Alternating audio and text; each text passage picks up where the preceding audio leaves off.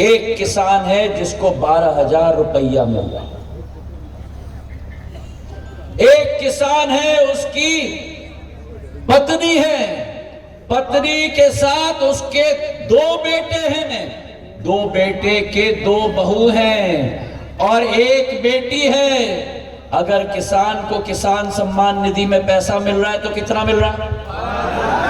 और अगर उसकी पत्नी लाडली बहना है तो कितना मिल रहा है? 1250 बटा 12, 15,000। तो 12 और 15 कितना हुआ? 27,000। और अगर उसकी एक बेटी है तो उसको कितना मिल रहा है? 15,000। 27 और 15 कितना हुआ? अरे बोलो। 42,000। और अगर उसके 2 बहुएं हैं तो उनको कितना मिल रहा है? 15-15 दोनों को, तो कितना हुआ? तो 42 और 30,000 कितना हुआ? एक घर में कमल का फूल 72,000 रुपया पहुंचा रहा है। अभी वो आ रहा हूं। 5G ना, 5G 1500 देंगे, 3,000, जिसमें से 1250 आज खाते में जा रहा है। और उन्होंने कहा था कि हम गैस की टंकी 500 पे देंगे, आज गैस की टंकी 450 पे पहुंच रहा है। उनने कहा था कि बिजली का बिल हाफ करेंगे, यूनिट्स हम लोग आज ही माफ कर रहे हैं। 5G उनकी करप्शन की 5G है, हमारी सरकार आपको योजना आज ही दे रही है। तो आज मैं आपसे निवेदन करना चाहता हूं कि एक तरफ आपके पास, जब कमलनाथ जी के पास मेरे बहन गए थे, कहा था कि कमलनाथ जी कुछ न कुछ योजना दीजिएगा। तो क्या बोले कमलनाथ जी? कमलनाथ जी बोले, बहना तिजोरी खाली है। और जब यही मेरी बहनें शिवराज सिंह जी के पास गए और बोले कि भैया कुछ योजना हमें दो, जहां एक तरफ कमलनाथ जी ने बोला कि बहना तिजोरी खाली है, कमल के फूल वाले शिवराज सिंह जी ने बोला कि बहना तिजोरी तुम्हारी है। तो एक तरफ एक ऐसी सरकार है जो धोखा देती है और दूसरी तरफ एक ऐसी सरकार है जो केवल आपको मौका देती है। जहां धोखा की सरकार,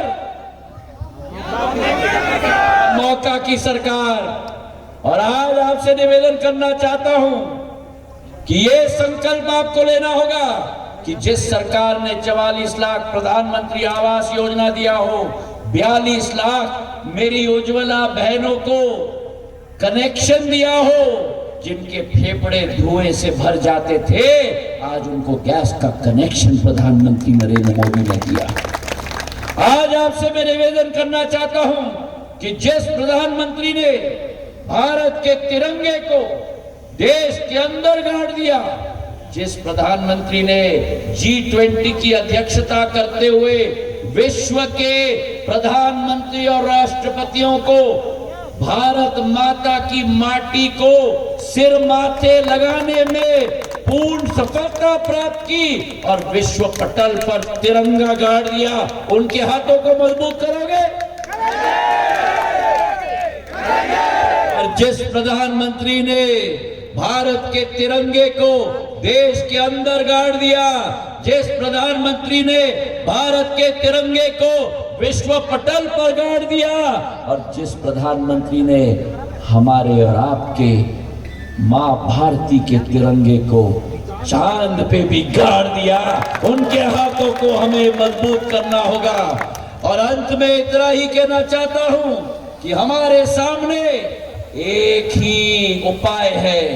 अगर कांग्रेस की सरकार आएगी, किसान सम्मान निधि, अगर कांग्रेस की सरकार आएगी, संबल योजना, अगर कांग्रेस की सरकार आएगी तो लाडली लक्ष्मी योजना, अगर कांग्रेस की सरकार आएगी, लाडली बहना योजना, तो हमको क्या करना है? कांग्रेस को ही 17 नवंबर को एक एक वोट इनके पक्ष में डले, एक ऐसा जीत इनको दिलवाना कि एक नया इतिहास बदलावर में करना होगा।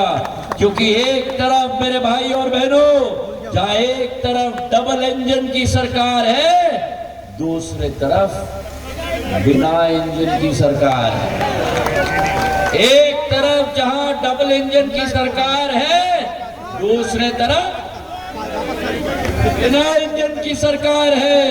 एक तरफ धाक तलवार और धार है, दूसरे तरफ केवल श्रीमान बनता था।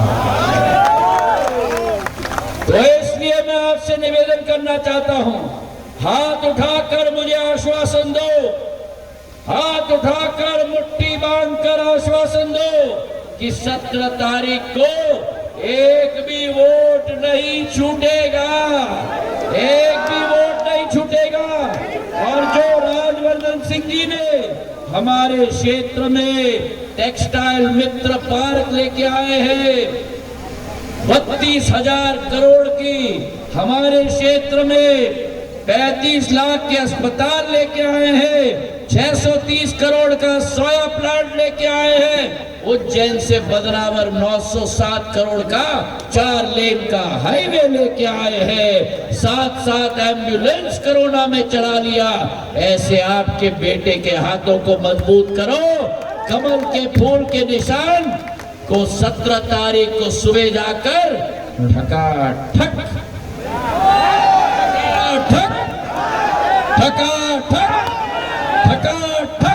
इतने बार दबाना कि नया इतिहास बदनावर में बना देना।